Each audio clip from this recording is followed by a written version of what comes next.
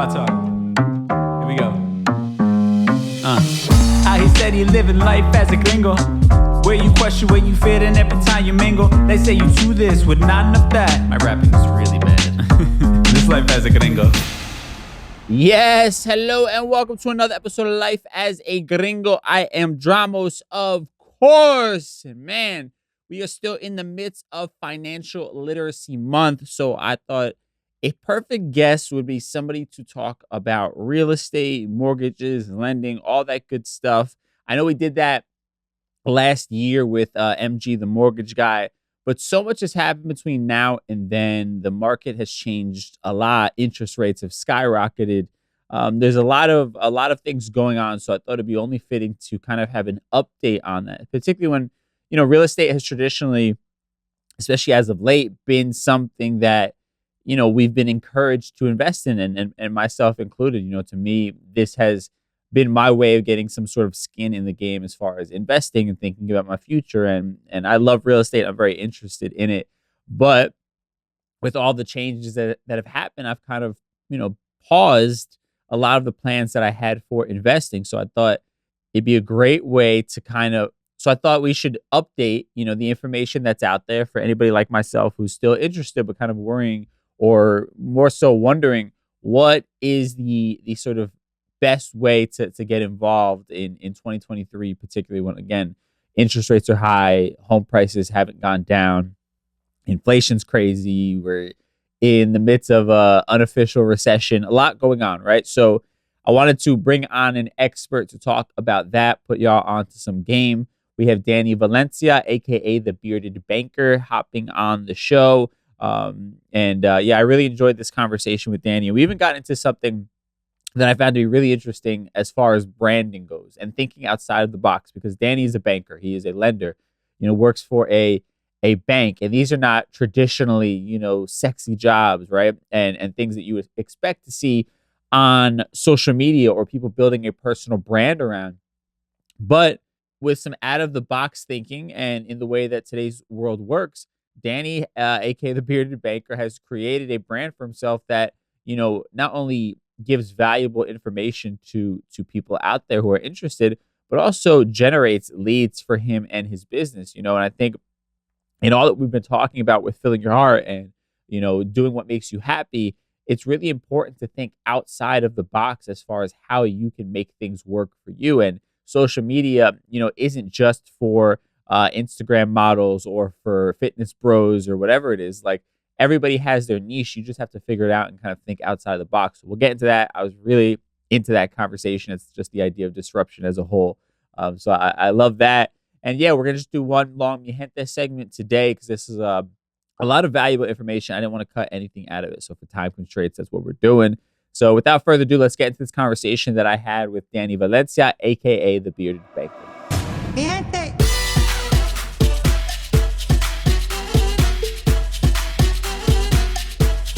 My guest today, his name is Danny Valencia, but you may know him as the Bearded Banker. He's an expert on all things mortgages, numbers, real estate. We're going to be talking about it all. My bro, how you feeling? I'm good, man. How are you? Thanks for having me. I appreciate it. Of course, man. I'm doing really good. And we were talking off mic. It's Financial Literacy Month. I did a conversation with MG, the mortgage guy, last year about mortgages and loans and all that good stuff.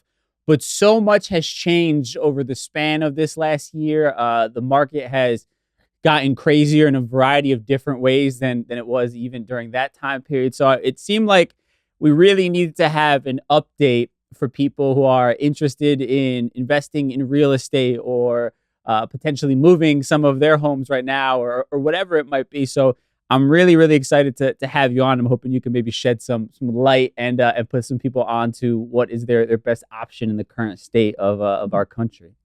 For sure. It's definitely an interesting time.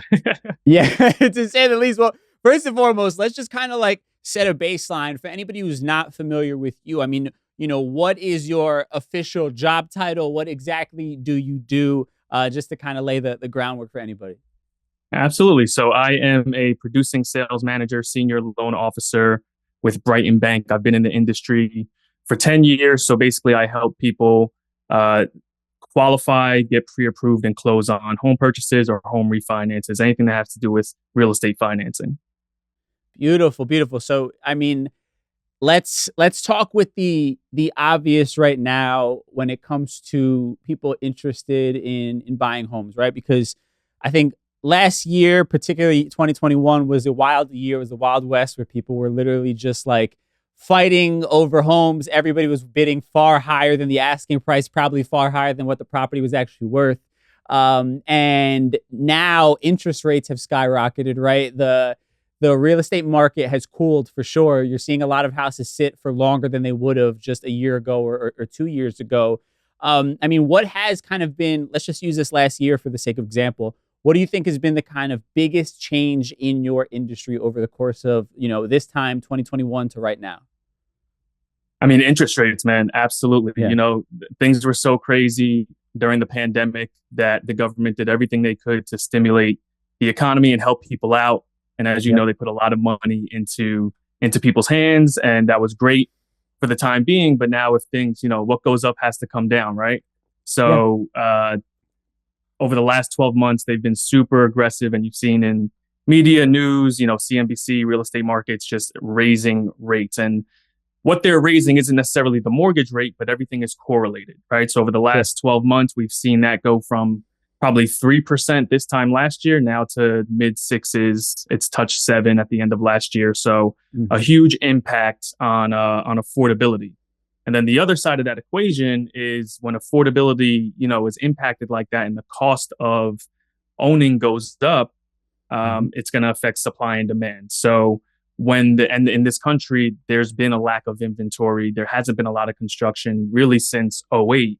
So now we have this weird market, this weird time we're in where there's not enough inventory for as many people that want to buy. So it's still keeping prices relatively elevated, even though a lot of people are priced out with rates. So you would expect prices to be lower, but still enough people that want to buy. I don't know if you've seen, these hedge funds, Wall Street getting into the single family home market, trying to make investments there because of everything that's going on in the stock market. And that's affecting, first-time home buyers and our people. So, it's an interesting time, and we're trying to coach our people through and let them know what's going on and see how we can get them, to the finish line. Yeah, you're hitting on a lot of things because now we're not just competing with like normal everyday people who are maybe buying their first home or normal people who are just trying to get maybe their first investment property. We're now competing with people who essentially have an endless amount of money and just need an excuse to pour it into something, right? So, and it's wild to me. I have like Zillow alerts for, every surrounding neighborhood in my area. And like here in Jersey. We all do, brother. We all do. Right. So I'm looking, but I'm like, man, there are some pieces of shit out there on the market for a lot of money. Like in my studio here, I'm in Central Jersey. You have a city like Plainfield, which is really, not a great area as far as safety, and a lot of really old houses that haven't been kept up with. I mean, there is a slice of it that is really nice, but for the most part, it's kind of a city that has never really been able to find its footing back to its like kind of previous glory. But even there, you're seeing these dilapidated houses in sketchy areas going for $400,000, right?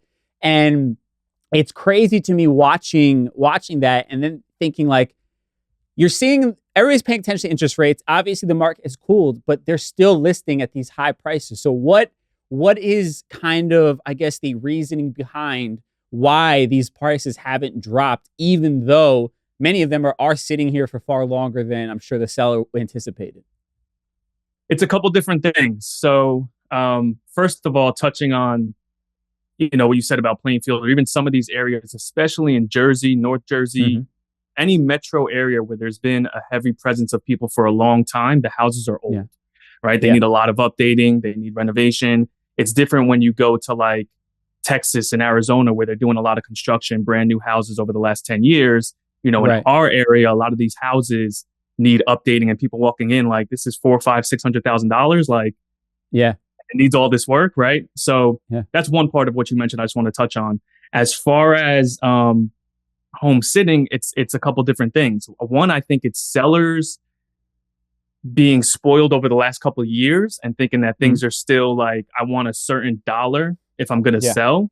And that's Sure. also because they know they're going to need a certain amount of money to go into the next house, right? So if they're like, hey, I have this interest rate at 3% because I did it 2 years ago and I have to sell, or I'm thinking about selling, but then I have to get into either a mortgage at a 6% rate, or I want to buy something cash down in Florida. I need this amount of money or I'm not leaving. And they kind of have, it's still a seller's market. They have the leverage. That's part one. Part two goes back to the inventory. So if me and you are both looking to buy and there's 10 other guys, Puerto Rican guys with beards that are looking to buy too, and they want to buy the same house, there's only one house. Only one person can win it. So it's going to keep those prices, elevated. So I think it's a combination of things and people feeling out the market, realtors looking at comps and saying, okay, a similar house sold for, $450, but I feel like we're in the spring market now. We can try to be a little bit more aggressive, and just them trying to price it a certain way. So there's a lot of things that go into it, but ultimately we are seeing prices staying elevated compared to what, we would assume that they would start to drop a lot faster. Yeah. So, I mean, is this we are like, it's not official, but it feels like we're in a recession, right? You're seeing a lot of really big companies begin to announce layoffs. I think Disney was one of them. I think Facebook was announcing, some big layoffs.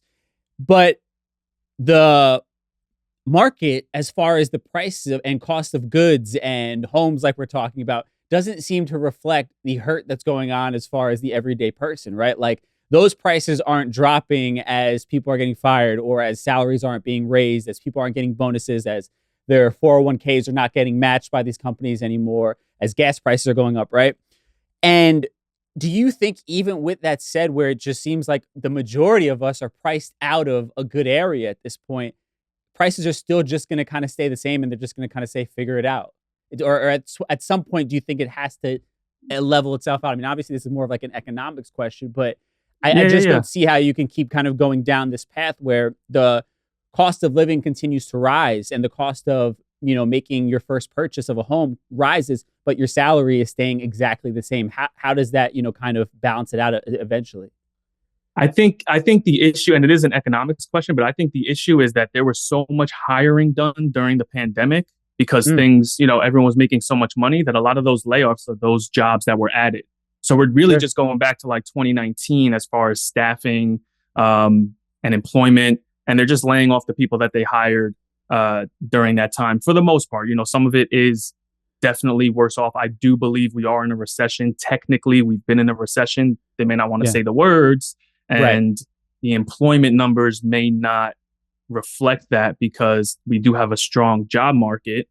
We don't necessarily know if that means that people are just getting 2 or 3 jobs, right? And maybe that's keeping things like, we don't know, right? So, and there's a lag in this stuff. There's definitely like when the Fed does something and they've been doing this for a year, we have to start to see changes kind of slow. So there's definitely a lag.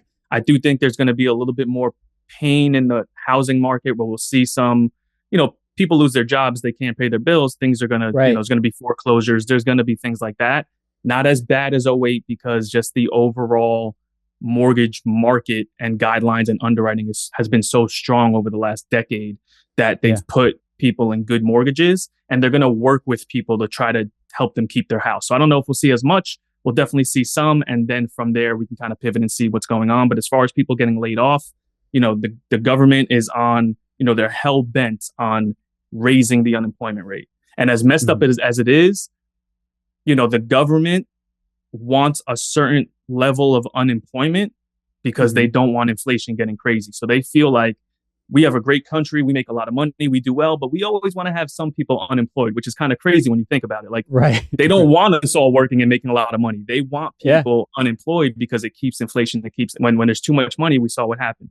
People just put, Bitcoin goes crazy. People start going nuts. They're buying boats and cars and, taking advantage of things. So I think it's that kind of, game that they're playing, and we're just trying to figure it out and let people know as far as the buyers go, like, look, if you can afford it, this is still a good time to buy. Now, that's for us to determine. Here's the affordability. Are you comfortable with it? What do you do for work? What industry are you in? If you're in marketing or hospitality or you're a waiter, you might be more affected by the economy slowing. If you're in something that's more secure and you've been there for a long time and you can afford it, then it's still a good time to take advantage of some things if you can. So it's really more case dependent now than it's been in the past, like a little bit more advising and consulting than it's been before. Yeah, you're hitting on a couple things I want to get into real quick though. You touched on '08, and you have like you're always gonna have people who are screaming bloody murder and like the world is ending and the Chicken Little is falling down. But you talk about '08, and granted, like we've talked about, a lot of people were overpaying for properties, right? That weren't justifying what the selling price was.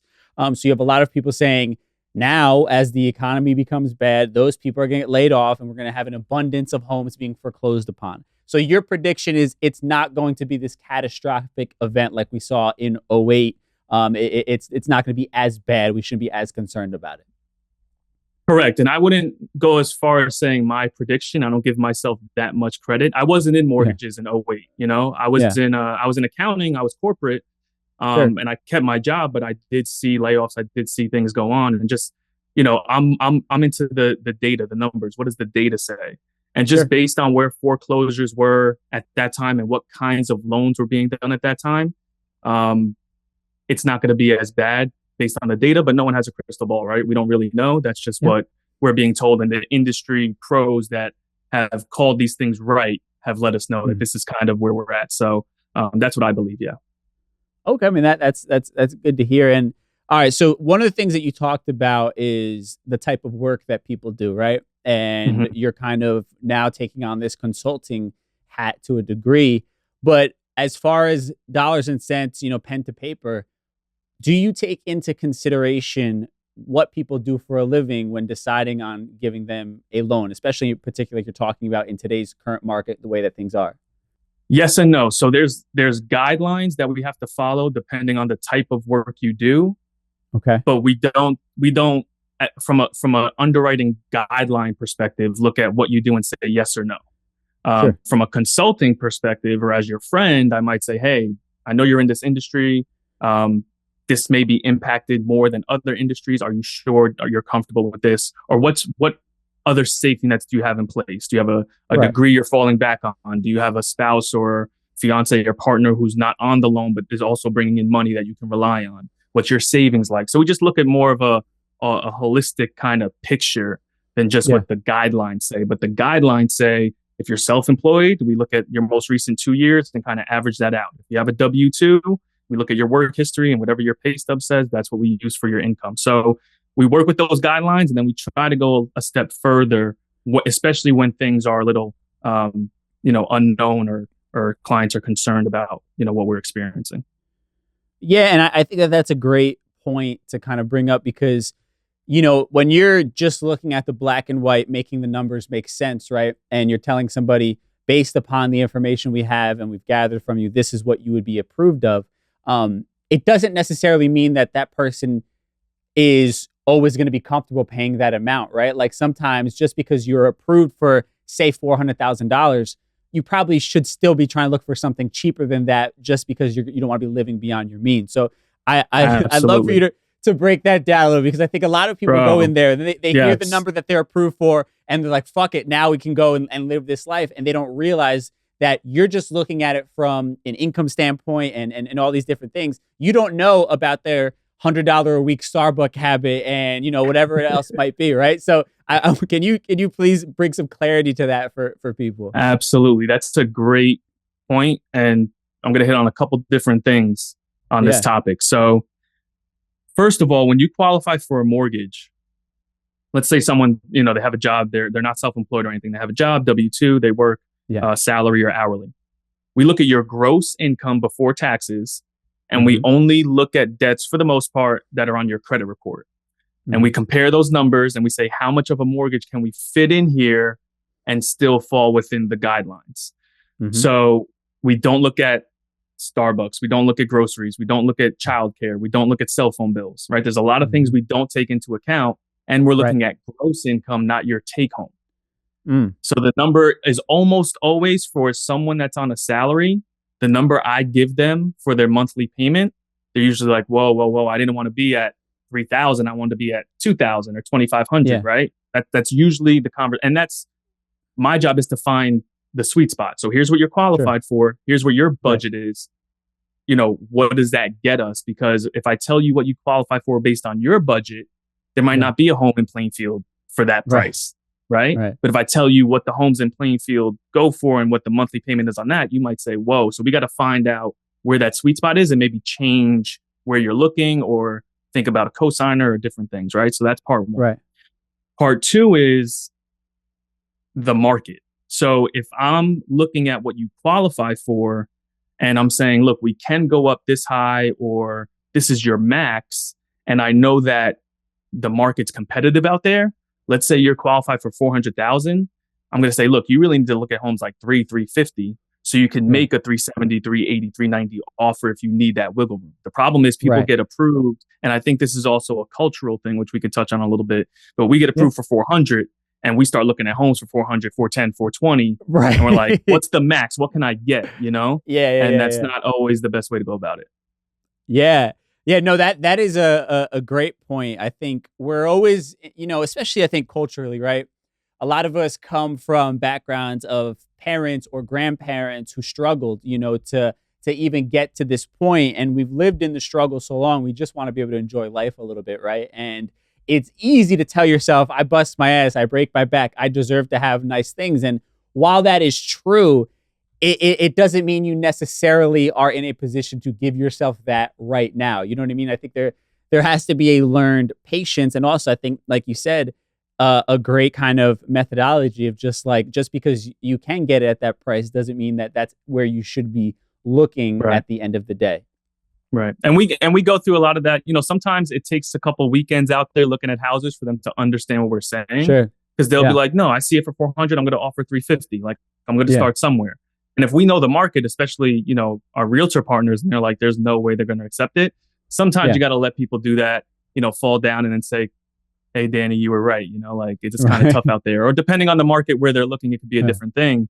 And then on the other hand, if it's a buyer's market, we'll say, hey, look at this price, but don't offer, be a little, conservative number, see what they say, because that's where the market is. So just keeping that in mind and then also gauging people's ability to make a payment and control their emotions, because that delayed gratification you're talking about is very important too. Like, it might not be this house, but we can flip this into the dream house if we do it right in a couple of years. Well, that's a great way to look at it. You know what I mean? Because I think a lot of people get caught up on like, I need to get the dream house now. You know what I mean? I'm looking for a house. Let me get the dream house. And even, my mother, when I was looking at buying my first property, I can remember her like looking at these houses and that were, above what I wanted to pay, but also just wasn't what I was looking for. My first property, I'm looking for an investment, something that could yield some sort of income from it. And she was totally against it because, it didn't pass the eye test for her as far as like it being, visually impressive. Right. And it took a while for her. That's also our parents and our mother's dreams for us. Exactly. Coming a lot like I busted my ass so you could have better, you know what I mean? Yeah. Yeah, absolutely. Yeah. But it's like, you have to understand, like, this is just this moment. I have the rest of my life to live. I don't have to have it all right now. And I don't have to try and force having it all right now and then put myself in a position where I was living with it all at one point and I just end up losing everything because I couldn't be patient enough to build before I took that gigantic step. So yeah, I think that's a great kind of philosophy also that we're kind of hitting on here. And, as we're talking about investing, right, real estate seminars were a gigantic thing in the last few years. A lot of people, selling the idea of flipping homes and renting homes and all these different things and building wealth through real estate. And then now we talk about all of the challenges in the current market. I mean, obviously, I'm sure you have a little bias because you have a little skin in the game as far as, this is what you do for a living and how you make your money. But do you feel like it's good advice for people in 2022 to look at real estate investing as a viable investment, a viable way to build wealth in 2023? I do. I still think, as unbiased as possible, I still think this is, the thing with real estate is always, you should have bought yesterday, right? Like, if you wait longer, things are going to go up. You might miss a cycle. Right. You're never trying to time the bottom, just like the stock market, but you want to get in, because if you're not in, especially if you're paying rent somewhere or living somewhere else where you have an expense, You're not Yep. building, real estate is that forced savings and then comes with all the other perks of appreciation and tax write-offs and all these Right. other things. So definitely get into real estate sooner rather than later. However, Yeah. at the same time, I'm not pushing you into doing something now if it's not right for you. And I can tell Sure. based on our conversation, I can tell based on when you fill out an application, I look at documents. Hey, let's get these ducks in a row first before you jump into this, because I've owned property, I've flipped property, I've been a landlord. I can speak to you about, and you're right, the social media and seminars and everyone needs to be an investor. I don't really like that stuff because I don't think it's for everyone. It's a very, it's a unique game. And if you're going to be in it, you got to be prepared for it. And we want to make sure we get people off on the right foot, Yeah, no, absolutely. So, I mean, for me, I bought my first property at the very end of 2020, and I got an amazing interest rate that now people are literally can't believe that was my rate in comparison to what it is now. Good and for I you, got man. a great Congratulations. Thank you, man. And at the time I was looking for a 2-family house. Obviously, like we've talked about, inventory is low even back then before the badness started. So my next best thing was buying a mixed use property. So I ended up doing that. And then the plan was, kind of what they tell you on these seminars. Okay, cash out, refinance, go flip, go get the next thing, or do the repairs that you have to do. And then obviously, boom, interest rates skyrocket. Now it's not necessarily worth it for me to do a cash out refinance because my monthly payment now is going to go up in comparison to this really low interest rate that I had. So the plan has changed a bit. And obviously, I think we have a unique position being in the New York, New Jersey area where everything is just so incredibly expensive. It is hard to kind of get ahead if this is the area that you're looking to do anything in. But how do you think people should kind of adjust their game plan a little bit, to kind of take into consideration where we are now as opposed to, where we had that kind of big interest in real estate in 2020, 2021? I think the multifamily is still the way to go for first-time home buyers that want to get into investing, right? If you want to have some type of portfolio, if that's something you want to do, multifamily is the way to go. Because as prices are going up, rents are going up too, right? So your payment might be a little bit higher than what you were looking for, but maybe you could charge more in rent to offset that and still be kind of where you wanted to be. So I definitely think multifamily is still the way to go. And with FHA and these 3.5% down programs, they're very flexible. We can make sure that we find the sweet spot for that payment and that situation as well, because multifamilies are so in demand and they make money, everybody wants them. So it drives up the price even more. So that's another layer of like making sure this makes sense. But also to your point about the interest rate you have and not wanting to touch it, how it changes the plan a little bit. You can also look at other options such as home equity lines of credit and things that are second mortgages. So you don't touch your first mortgage. You don't touch that payment to tap into that equity and then go do the next thing. Even though you're still going to come into this market where prices are what they are, it still might be time for you to chill out and stay on the sidelines for a second, but have that in mind. Talk to someone like myself to say, okay, here's what it would be. Just keep that information. And when you're ready, if it makes sense, we could do it. We'll see what happens with rates over the next, 6, 12 months, something like that. So I think you're in the right, position, kind of saying, well, let me see what happens here. But for new people, still getting into the multifamily game is definitely important. Yeah. And I mean, and you do mortgages in all 50 states, if I'm not mistaken, right? Correct. Yeah. So what about people like myself interested in investing and maybe your particular area is too expensive to kind of get your feet wet in there? But obviously, this is a gigantic country. There are people living all over the place. Even when you talk about New York State rather than New York City, there are a lot of cities and towns over there where you can still find properties for cheap. Like I said, I have my Zillow alert set up like crazy. But for me, my fear is also if it's somewhere that I'm not familiar with, the price almost seems too good to be true to comparison what I'm used to over here. So what is kind of the due diligence that you think people should do if they're looking to invest outside of their immediate area because they feel like they have a better opportunity there? We've been seeing that a lot, man. And, because before being licensed in all 50 states, I had maybe like 15 or 16 licenses.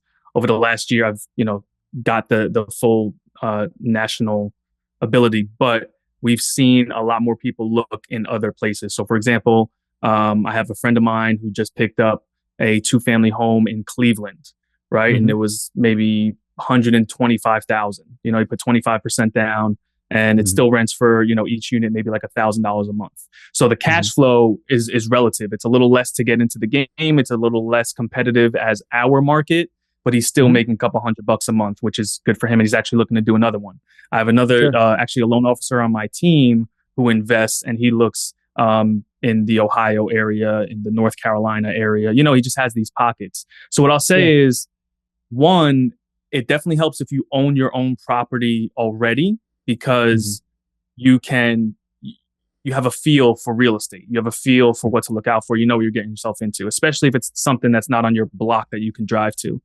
The other thing is, you want to have someone in those areas, whether it's friends, family, someone you trust, that's going to be able to be like boots on the ground for you in that area. And that's something that I've even struggled with, because I've looked outside, even like you said, upstate New York, PA, and I have the need to like see and feel the property. So I haven't jumped yet.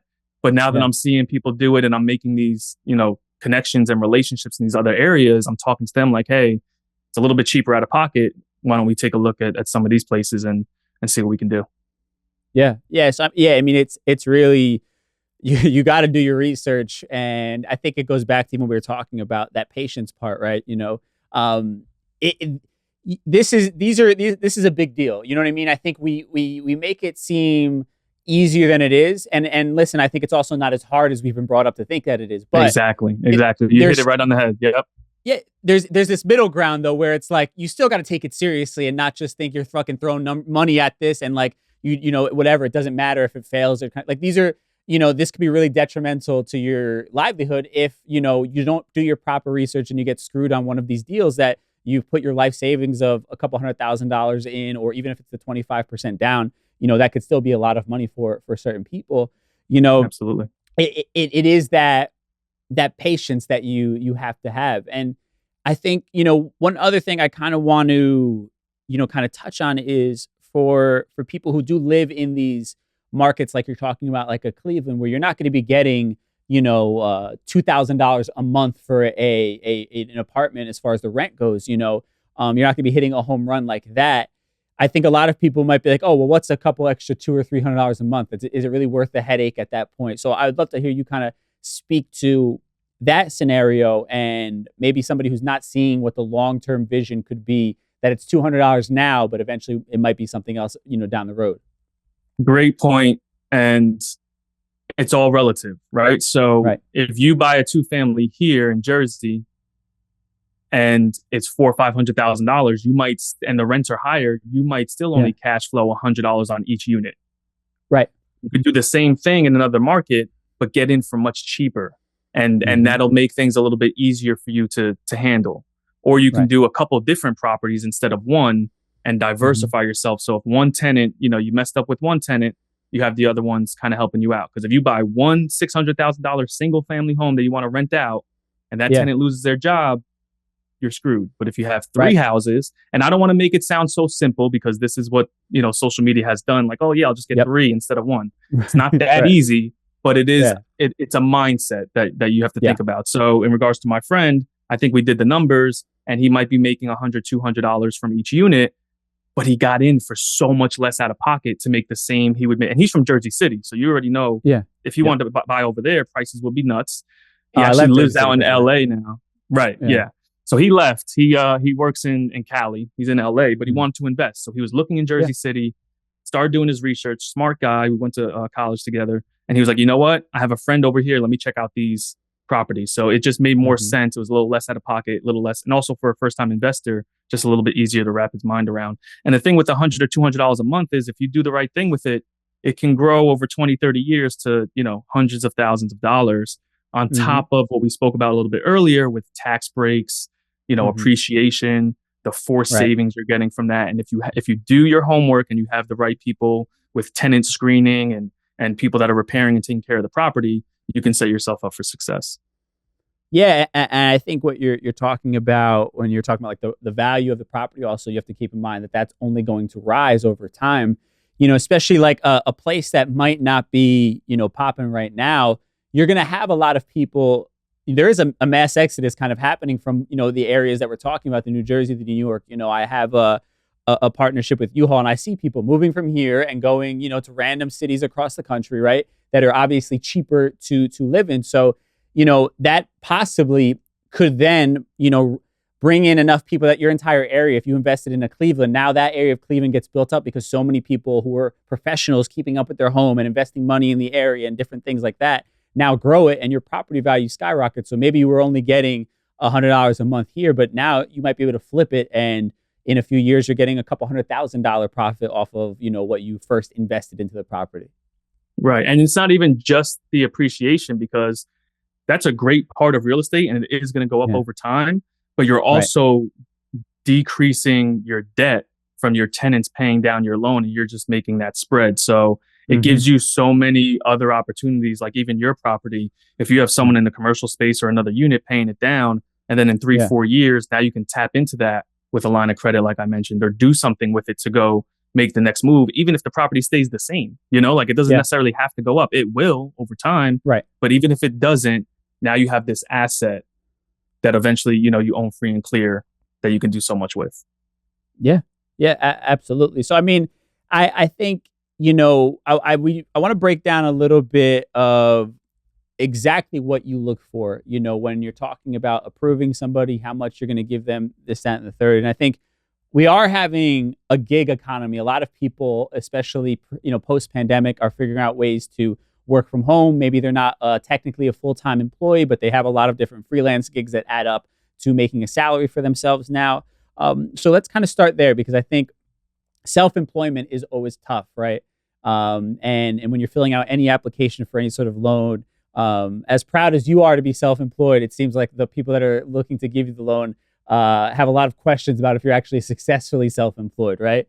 Because there is a big difference. So let's start there. Somebody who is self-employed, they're looking for a loan on a home. Tell me what exactly you're looking for with them and how it differs from somebody who is able to provide you with those pay stubs of the W-2s and all that.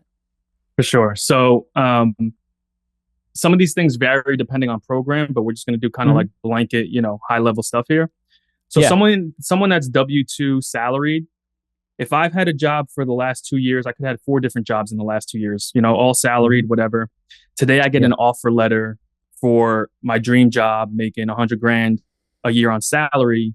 I can get pre-approved for that right away because it's a salary. It's basically guaranteed.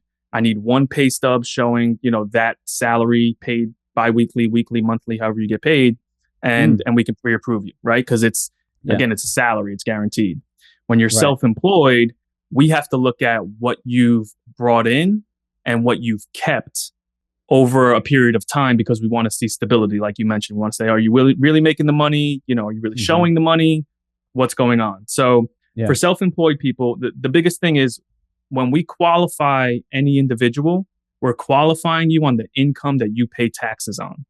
So someone that's self-employed, they pay someone that's W-2, they pay taxes on their salary. So if they got that $100,000 salary, they pay taxes on that. Someone that's self-employed pays taxes on their net income because they get to write off all the things, right? So you got gross income, you write off everything you want. And when you're doing taxes, you want to write off as much as possible.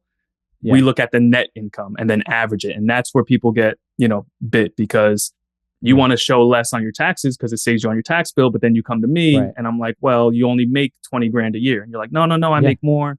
And we got to do that dance, right? So 9 times out of 10, especially someone who's picked up a couple gigs or does Uber or Lyft on the side or whatever it is, we need 2 years of that so we can average it out. Today is actually tax day. So for the last 4 months, I've been working with people that showed me their taxes from 2021. And I'm like, all right, what do you plan on showing for 2022? And then we work and we massage those numbers a little bit. Like, hey, if you show this, here's what you qualify for. If you can bump it up, I can get you here. Or maybe you're showing too much, bring it down a little bit, save on the tax bill, and we can get you approved for what you want. So it's that game, it's that dance. The self-employment, is usually a minimum of 2 years, and we're going to average out that net number. Yeah, and I love making that very clear, because it's this weird fucked up dance that you have to do, right, when you're doing your taxes as you're self-employed, because like you said, you don't want to pay a lot, especially if you haven't been doing it quarterly, and then you get hit when you in one shot, that it fucking hurts, right? So you wanna save as much on taxes, but the best lesson I learned from somebody was like, you're just gonna have to eat it. If this is your goal, is to be investing and to be getting approved for different things, it doesn't make sense for you to be hiding money that you made. You know what I mean? Because then you're just shooting yourself in the foot, and you're not going to get approved for the things that you're looking to do long term. So like there's a lot of people. I DJ as well, so I get cash payments in DJing. If I wanted to, I could hide money and nobody would even know that, right? As far as the cash payments go. But again, then at the end of the year, when I'm going to make an investment on a property and I'm showing my tax returns and I don't include any of that money, I've shot myself in the foot, and I'm now dropping myself down into a different bracket as far as what I could get approved for. And again, it's the same shit we've been talking about of like, make sure you're thinking long term and stop getting caught up in the short term gratification. It's mindset, man. It's like, if you have this plan and this is what you want to do, you have to prepare. I always tell people, I'm just as important as your CPA and your financial advisor. Right. So your CPA is going to do your taxes. Your financial advisor is going to help you out with retirement. You need to have a relationship with your loan officer if you plan on being in real estate, because we should be talking about, all my DJs, all my barbers, all my truckers. We need to be talking about what you want to do in January, February, March, so we can plan too. And I can tell you, here's what we need to show. So, if you get that cash on the side, like, oh, I spoke to Danny, this money I can keep for myself. But we got to talk about it first. Because if you just go crazy, don't show anything, and you're a barber and you have, I know you make the money, but then you come to me and it's like, hey, I want to get this FHA 3.5% down on a multifamily. There's only so much I can do for you. So we have to have that relationship. And just for context, because I know people are going to say it, there's other programs where you don't need to show paperwork, and we could do those too. But nothing's free. It's a balance. If you're not going to show me anything, the down payment's going to be insane and the rate's going to be insane. And if that's what you want, we can do that. But best case scenario, we try to do things the right way, get you the best, most competitive rate and lowest down payments to get into property.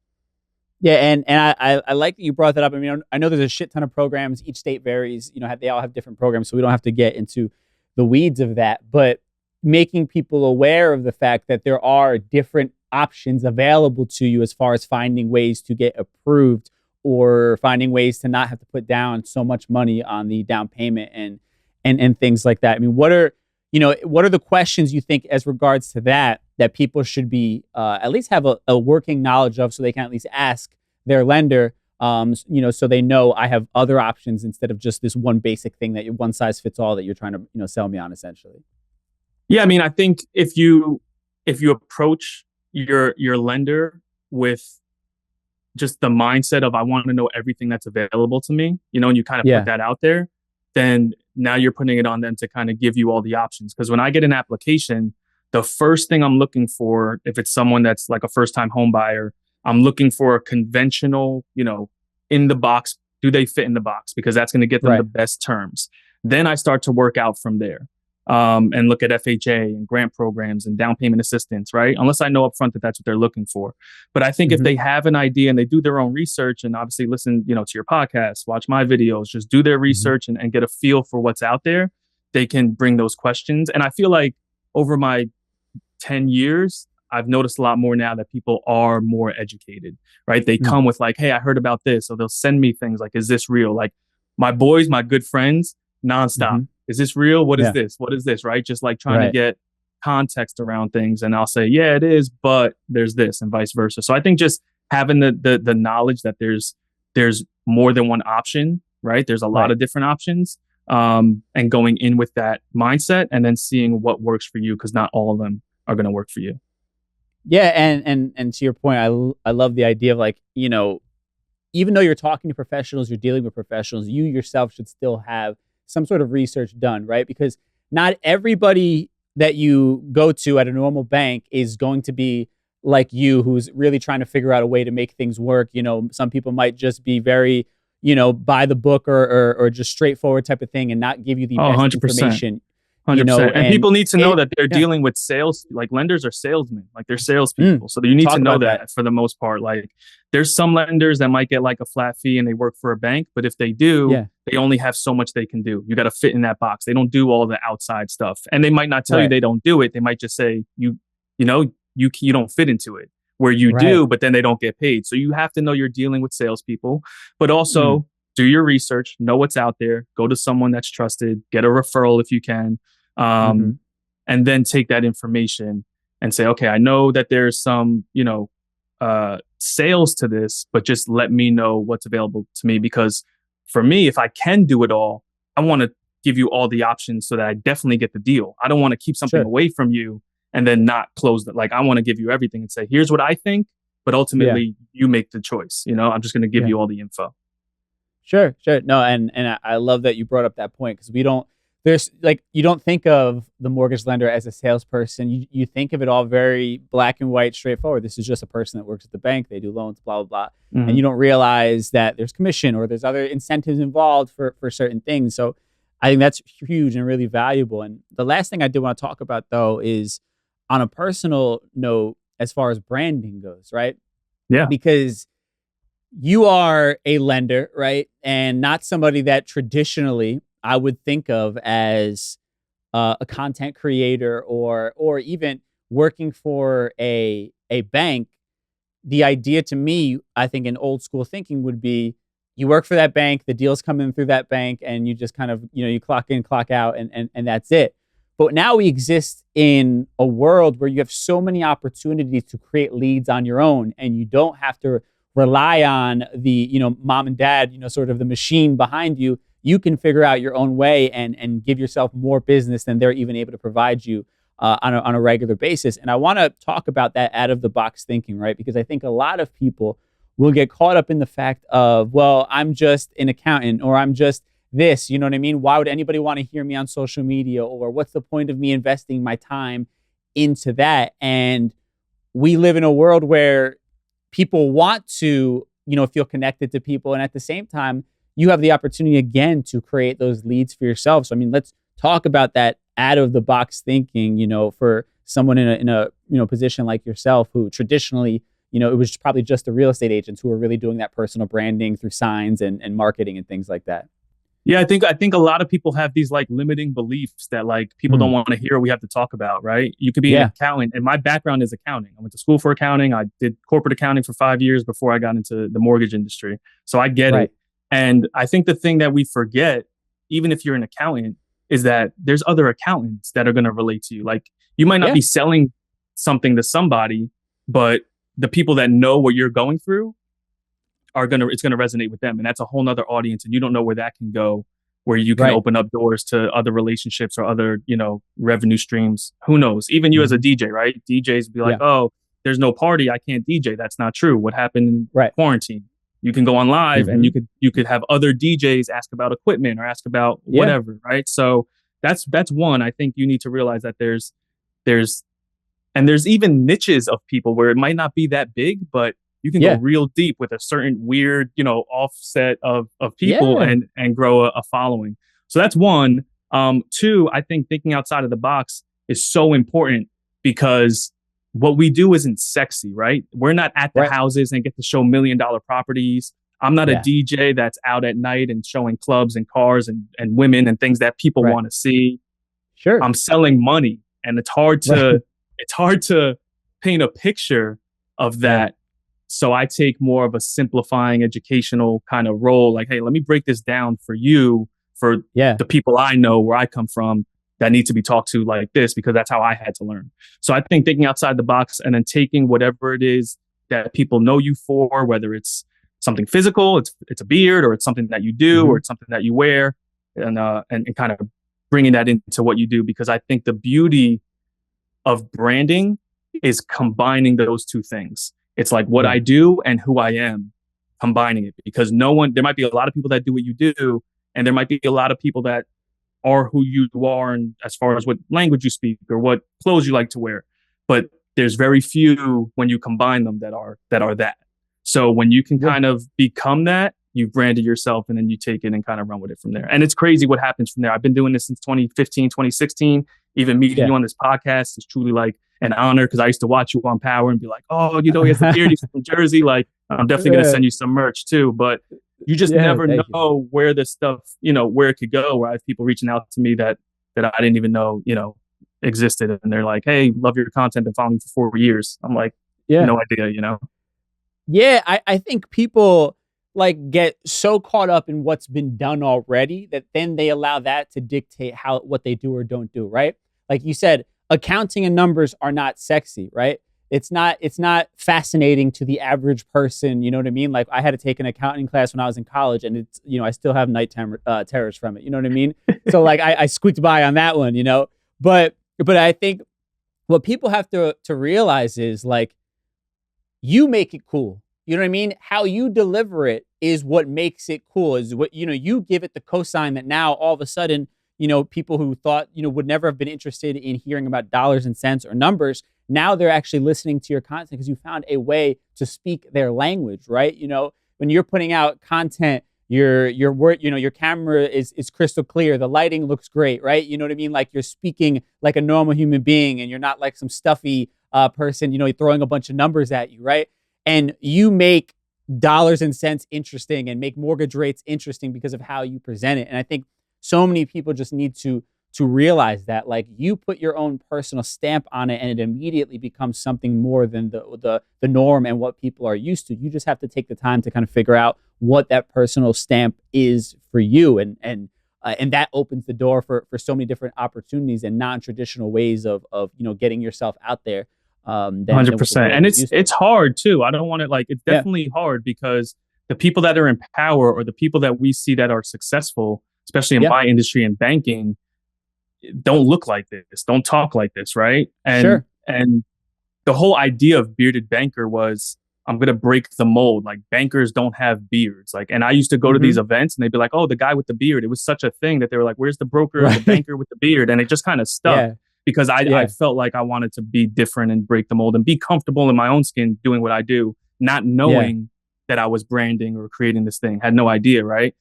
But it's hard to keep that motivation. That's why guys like Earn Your Leisure and MG and these guys are so important. Credit Dude, right? Because they're showing you that now we're getting to the positions of power in these industries where you don't have to look, talk, act like a certain thing. And I go to these seminars and we go to conferences, and it's a lot of, buttoned up guys of a certain, complexion and lineage, and, a lot of white right guys, and it's like white guys. And it's like, okay, do I have to conform to be successful in this? And I think we're just showing people more that no, you don't. Like, you can do it your way. There's plenty of people that want to hear it from you and your way, and I have to remind myself sometimes, as well, and the people that I come into contact with, hey, just keep going, keep doing your thing. Yeah, no, 100%. And I think to what you're talking about with, like, you looking different in your peer group as far as accountants and things like that, I always use this example of, like, if you are a rapper in a room full of rappers and you're all just, telling your story, listen to my track, there's nothing interesting about you in that room, right? But now if you are a rapper and you step into a room full of accountants, you've just become the most interesting person in that room, right? So it's all about figuring out, how do you bring what you do to a space that is non-traditionally, showcasing people like yourself, and how do you go in there and deliver information and give people something of value, and then you do it your own way, and that's how you stand out. That's how you make a difference. If you're like a rapper, maybe instead of just throwing your song randomly at people, you begin to give people, like, writing tutorials, you know what I mean? And that is like, you're now giving people songwriting tutorials, right? And then, like, they're gonna check out your music because now they fuck with your content, and you're approaching it in a totally different way than just being another rapper saying, check out my song, right? And yeah, it's just like out of the box thinking. And I love what you said, where you have to remind yourself, because I do too sometimes, where it gets really easy to just be like, oh, you know what, I got to do it this way. I have to make this video look this way because that's what everybody else is doing. That's what's popular right now. And you have to remind yourself, no, this is what makes me interesting. If I'm doing it like everybody else, I'm literally just going to be another person while they're on their Instagram feed that they scroll past, right? I can't recreate what Gary Vee does or recreate what this other person does. But if I deliver it in my own way, inherently it's different. And, I can't guarantee you're going to get a gigantic following from it. But, like you said, you also have these particular niches. I think that's the other thing we're talking about. You don't have to have 1 million followers to be successful. There's Kevin Kelly, this writer, has this theory of, like, you really only need 1,000 true fans who spend $100 with you a year, and that would garner you a salary that's worth living, and you're doing it off of your art, essentially, right? I love and I think that. That's what people have to start thinking about that as well. Like, you're not interested in reaching the masses. I mean, of course, you wouldn't turn down 1 million followers, but you don't need 1 million followers for you to deem creating content successful, right? If you're getting a few leads a week from the content that you're putting out there, whatever it is, that's a success for you because now you're generating new business that you wouldn't have had otherwise, right? And I think context matters and understanding. It doesn't have to be, fucking Kim Kardashian level Instagram followers No, for you to man, find some sort of success. context is so important with that. And like, what are you doing? And it is it's a umbrella strategy. It's not just content. It's still, I'm doing the sales things. I'm making calls. I'm doing events and open houses and to your point earlier about standing out in a room or being the only one of something in a new room, right? The rapper with the accountants and vice versa. I created, me and a couple of my partners, we created networking groups. One is called The Manifest. The other one we're doing is the Boomerang Summit I DM'd you on towards the end of the year. And the idea with these things is I don't want to be the loan officer in a room with a bunch of loan officers and realtors where they're all doing the same thing. So we decided to partner with a barber and a marketing guy and a videographer and say, let's make our own thing so that I can be the guy in that room that's doing what I do and getting out of the norm. And, I love my realtor partners and other loan officers and I make content for them too sometimes, but it's like, I want to be the guy that comes to mind when you think of loans and real estate. So I got to get myself into those rooms and I want to be happy with what I do. So if that means I'm not going to do the video like everyone else does it, or I'm not going to, just conform, I got to be happy with this. Otherwise, what's the point? Yeah, absolutely, man. I could talk about this shit all day, like disruption in general, right? Like it's just, I think that's another podcast we got to do. Like, for sure, dude. I love it. That's why I love like Earn Your Leisure so much. It's like, bro, those guys are like the biggest financial, platform in the world, and they're doing it looking so different than anyone would ever expect. And they're just speaking to a completely different audience, and it's so fucking important. It's huge. And I love all that stuff, man. So I salute you for all that you're doing, man, and all the work that you're putting into it. Where can people follow you and hit you up for advice, or if they're interested in getting loans and learning about working with you in some way, man, where can we push them to? Yeah, at Bearded Banker across all platforms. I'm probably heaviest on Instagram, but anyone, can reach out to me anywhere there, beardedbanker@gmail.com, and just, connect. I love dealing with people, even if they think it's too early or, as early in the process as possible, because again, we want to make that game plan. We want to build that relationship. And it could be 2 years, 3 years out, but let's do it right up front. Otherwise, we're going to try to rush it and not be ready. And it makes more sense to just prepare in front. So Bearded Banker everywhere. And definitely reach out. Let's connect. I'm going to highlight that last thing you said about talking to people before they're even ready, because you don't know where somebody's going to end up. You don't know, what situation they might come into a fucking gigantic job. And now you're the one helping them with buying a multi-million-dollar property. And it was all just you being kind to them in the first place, right? So even like for me, there are people that I dealt with that I was reaching out for information on a variety of things before I was ready, and they were dicks to me. And when I got to the point that I was ready to make the move, I did not even bother hitting those people up, right? Like they were dead to me and I moved on to somebody else, and they lost my business because they didn't take the time to, treat me as a human being and to, understand again, you don't know where somebody's future is going to end up. You should just treat everybody, the same and give them that opportunity to be heard, and it's going to come back around in various ways. And for you, I'm sure there's so many deals like that that you would be able to kind of attest that principle to. Absolutely. You don't know where people are going to end up. They could be, struggling, going through it right now, not ready, but they have that one moment, that one opportunity. And now there's somebody that you definitely want to be, in contact with, or at least in their good graces. And you mess it up because you didn't take the time. You just never know. It's that same thing, you treat the janitor with the same respect as a CEO, that whole idea. You just never know with people. And I really believe in that. So the sooner we can get started, the better, because it makes it easier for me too. I want to make my job easier, right? So if we start talking now, then I know we're prepared in a year, instead of you coming to me in a week and saying, I have this house, I want to buy it, never talked to you before, and I got to kind of figure this thing out now. Like I'd rather make it easier on myself too. So it's a little selfish, but it helps everyone. I love it, my bro. Well, listen, dude, it's been great to get to connect on here. I'm sure at some point we'll definitely connect in person, and definitely love to have you on at some other point. We'll touch on a lot of other things I'm sure we could talk about. Absolutely, Dramos. I appreciate it, man. Thanks for having me. And we'll do it. Of course, bro.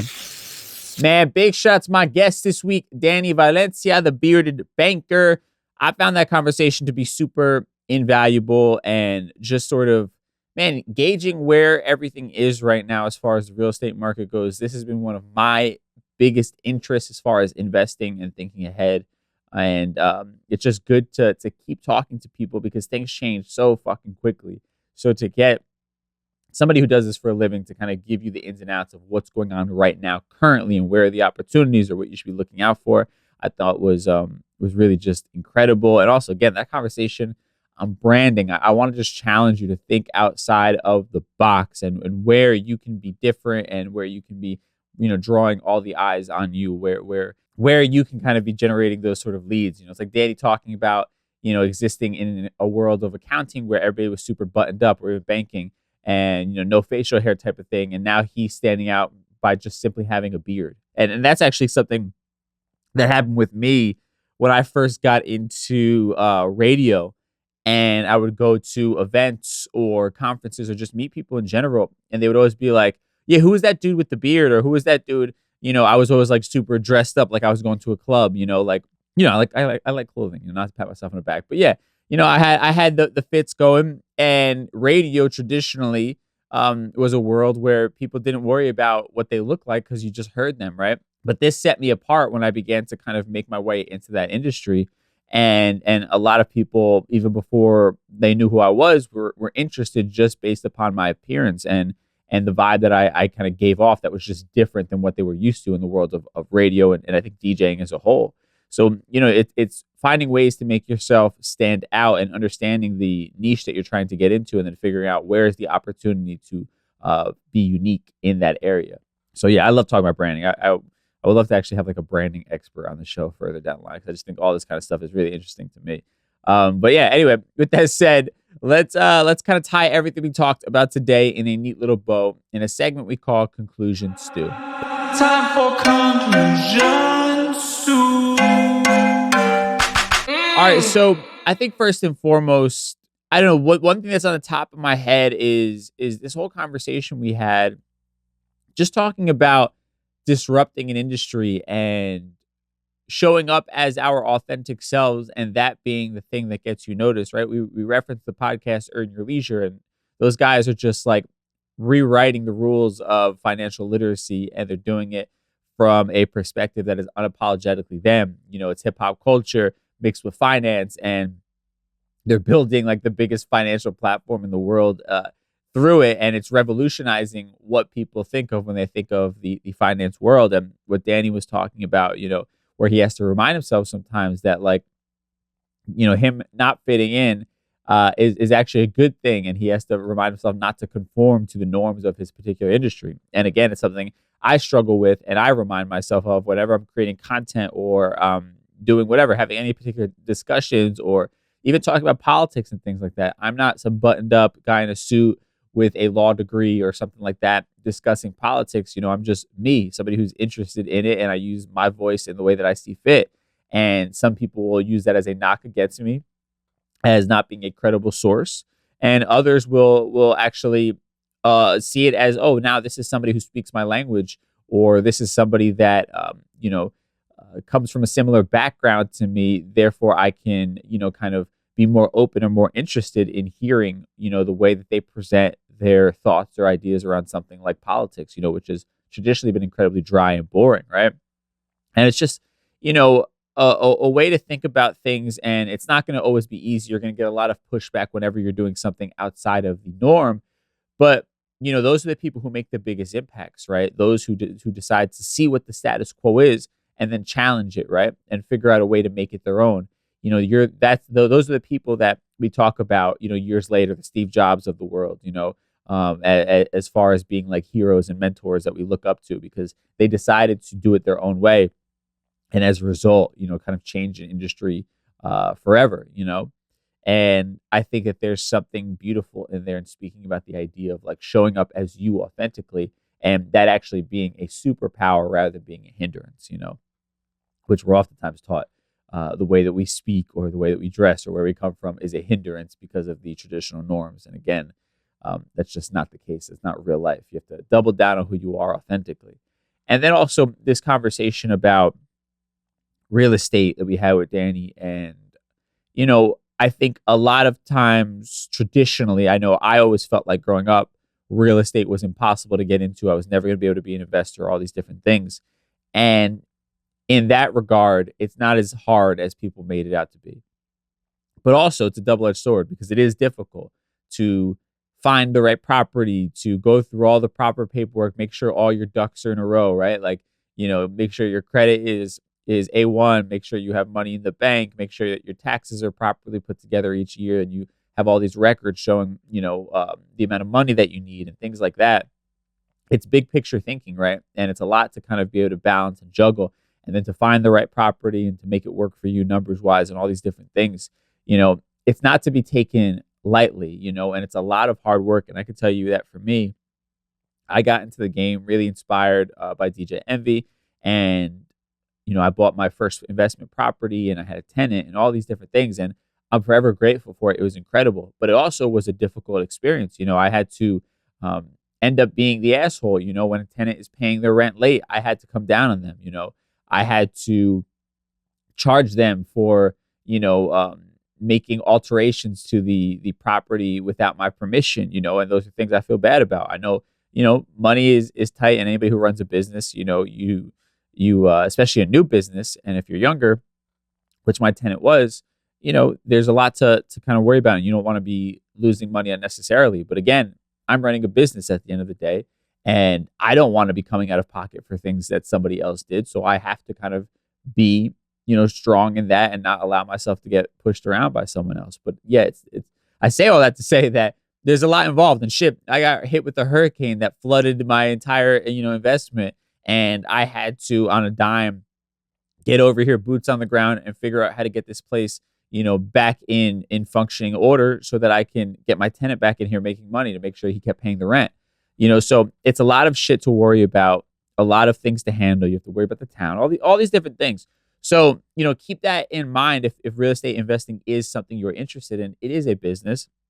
It comes with all of the headaches of a business, and it also comes with all of the, beautiful, bonuses of running your own business as well. The money, obviously, the financial freedom, and, having equity in something that has real value that you can then go flip or borrow against. So all these different things, right? It obviously yields a lot of really positive things. But at the same time, it is work. It's not just free, easy money raining down on you. Unless you are incredibly wealthy, where you can literally just like pay somebody to handle every single aspect of being a landlord, essentially, and you literally just open envelopes and collect checks each month and don't worry about anything else, right? Like that's the only way that it's not stressful. Other than that, it is a lot of work, and not to say it's not worth it, but it's just something to keep in mind. And also, not living beyond your means. There's a saying of being like house rich, but I don't know what the hell is it. I'm gonna look this up because I don't want to fuck up the saying, because it's a good saying. Being house rich and cash poor is the saying. I had gotten approved for a loan higher than what I ended up paying for my property, and I'm grateful that I didn't, kind of max out at the top of where I was approved at, because I didn't want to live beyond my means. And just because you are approved for something doesn't mean you can truly afford it, right? Like that, like we were talking about, when someone like Danny is looking at, you being eligible for getting a loan, he's looking at how much money you make and how much debt you have, but he's not looking at your grocery bills, like he said. He is not looking at, any expenses that you may have with your kids, and your like Starbucks habit, your gym membership, your all these different things. They're not looking at that, right? So they're not taking that into consideration. You have to take that into consideration, about how much money you're spending a month on other amenities or other responsibilities, and then run those numbers and see if what makes sense for you, right? So it's just things to keep in mind. And I think at the end of the day, you have to keep finding the opportunity, right? I think that was also one of the kind of big lessons, I think, from this conversation. Yes, home prices are still ridiculously high, and probably higher than they should be. And, interest rates are incredibly high. And maybe it is time to kind of sit on the sidelines just observing for now. But there are opportunities out there. And like he said, people are always going to regret not having made a move. They're always going to say to themselves, "Oh, I should have acted." They're always mad at themselves for not acting. And at the end of the day, it's not an ideal situation, or it's not as good as it was interest rate wise, 3 years ago or 2 years ago. But there still are opportunities to get ahead. And, again, that thinking out of the box concept, when we talked about branding, I think it goes for investing too. I live in a particularly expensive area of the New York, New Jersey area. It's going to be incredibly hard for me to find a property or properties that make sense for me right now. But, with that, I'm looking a bit outside of where I live and doing my research and trying to find different opportunities, thinking outside of the box of just, the immediacy of where I live right now. And like he said, he's got friends who are investing in places like Cleveland, all these different things. And again, you should have some sort of connection to the place or do an extreme amount of research, have boots on the ground there, people that you've networked with in those areas so that you can get the best information possible. But again, it's thinking outside of the box and bigger than just in your little bubble. I think that's a rule of thumb for life, a rule of thumb for investing and all of the above. It's just always, where are there opportunities, even if it's not directly in front of me, where can I find them somewhere else? Like always challenging yourself to see beyond what's just in front of you. And I think that was a big takeaway for everything we've been discussing on today's conversation. I think in general, a lot of these conversations around financial literacy and entrepreneurship and, becoming your own boss, all of these different things. Again, it's like always looking beyond what is directly in front of you. Now, with that said, thanks again to Danny Valencia, the Bearded Banker, for hopping on the show. I think it's just at the Bearded Banker on social media. I'll put a link to it in the show notes. And thank you all for tuning in. Remember, my book, Just Be, is out right now, justbe.nyc. We got a few copies left. They are getting mailed each and every week. So if you want a signed copy, go to the website. Street Stoke Podcast, my other podcast, all episodes from season 1 are out right now where you can stream it wherever you stream podcasts. So go check that out. And with that said, man, I'll catch y'all on Thursday for our Thursday Trends episode. Till then, stay safe. I'll talk to you soon. Peace.